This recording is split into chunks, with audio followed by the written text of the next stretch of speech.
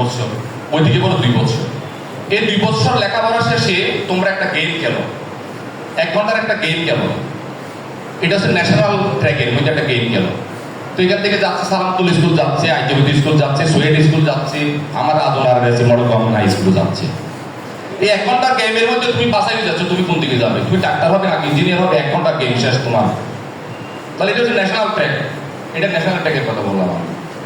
করবে সেখানে বাংলাদেশের স্টুডেন্ট প্রতিনিধিত্ব করবে। এখন সেই ট্র্যাকের মধ্যে আমরা কয়জন আছি?